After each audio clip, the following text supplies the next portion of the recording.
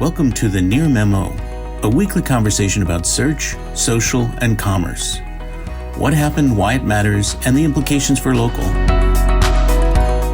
So we were just talking about AI organized pages, and there's something sort of visually similar that Facebook is now doing with a new local tab. And they were in Austin on October 4th, and they announced at an event that they were going to pull together content from Reels and Marketplace and events and a couple other places into a sort of a local feed that people can consume.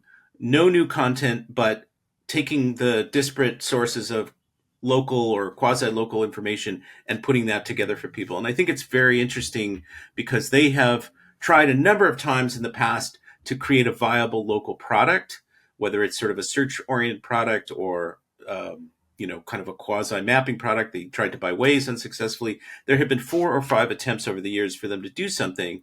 You could sort of argue that Marketplace is their most successful local product, but it's very narrow and it's full of spam. So this is a really interesting kind of opportunity for them and also for users. And it'll be interesting to see whether it's a good experience. I haven't been able to see it yet. It's a test in a number of U.S. cities, but it seems like they're going fairly broad with it. They've got like Austin, New York, LA, DC, Chicago, Charlotte, Dallas, Houston, San Francisco, and Phoenix. So it's like about 10 cities where they're going to roll this out. And it's interesting to me that there's no unique local technology. All they're doing is using their smarts to gather locally relevant events, locally relevant reels, locally relevant marketplaces into a single place, making it easier to find and navigate. Perhaps increasing engagement, I guess, will be the metric.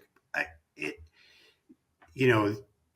one point, Facebook actually had a viable local product, and they convinced most local businesses that it was the only place to be. Well, in 2012. Well, the interesting thing is they have been enormously successful, at least among small businesses, as an advertising channel, and it's completely decoupled from a consumer experience, right? In search, you've got obviously you've got people expressing a certain intent, best cocktail bars in Buffalo, New York, and then you've got advertisers hypothetically that are advertising against those keywords. And so it's a marketplace where you need both the consumer intent and the advertiser, obviously, to make that work.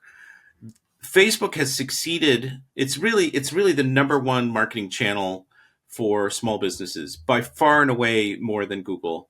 And they've succeeded without creating a consumer product, without creating a consumer experience that, as Google has, and so they don't need, if you look at them just through the narrow lens of revenue, they don't need to create a consumer experience, but they're doing it, I think, in part because they can, and because I think this is something to try and engage younger audiences. It's pretty entertainment oriented. There's also going to be personalization. Yeah, I was thinking about reviews, how they implemented reviews and were quite successful with them for a year or two, but then totally backed away from them. And now it's just a cesspool. You can't get fake reviews removed. There's no service or support. And yet they're still there. Yeah, they're being published on Google as well now. Yes, in the GBP. I mean, I think that they figured out that the effort that was involved wasn't worth it from a ROI standpoint, which is a shame. Yes. I mean, I once talked to Perry Evans about that, and he said that if they did not see the immediate potential to hit $1 billion with a product, they weren't immediate. Well, this is the problem that we've talked about a number of times with Google, is that they've got they've done a number of interesting products over the years that don't move the needle from a revenue standpoint, or aren't seen as strategic. And so they just go to the graveyard, basically. And that was my concern about Notebook LM, which is a really interesting product now that they've added this voice podcast dimension into it. And I don't think it'll survive because, it's part of workspace. So maybe it'll survive as a component of that. But, just in situations where I'm digressing into Google, but these companies are sort of the same. They are operating at such a huge level of scale that there's nothing.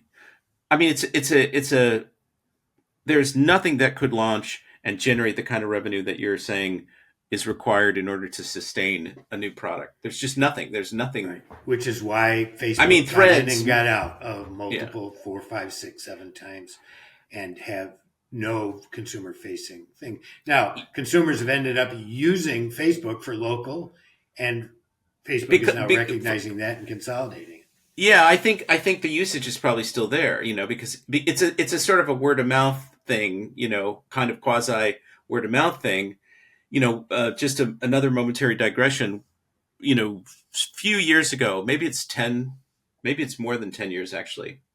There were a whole bunch of so-called answer engines, Aardvark and Answers.com, which is still around, and Facebook had an Answers product, and there was Google Answers and Yahoo Answers, and all of these things sought to leverage or utilize human knowledge, and be sort of a more conversational interface, right?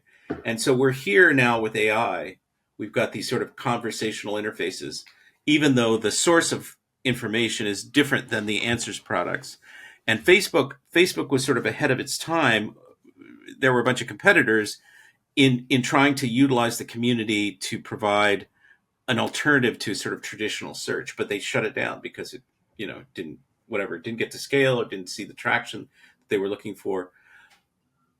But we'll see if there's some alchemical brew of some of these things that existed before that can create a kind of new type of experience. I mean, this is just pulling together existing content, and we'll see how it works.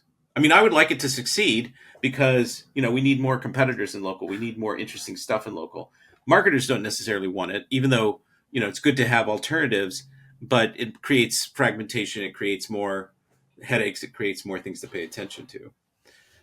But, well, I think marketers that, for example, use Facebook groups as, where they contribute content and then get referred to because they're in the group, those types of marketers, which works really well in an area like this, I think will welcome this because this will increase their exposure.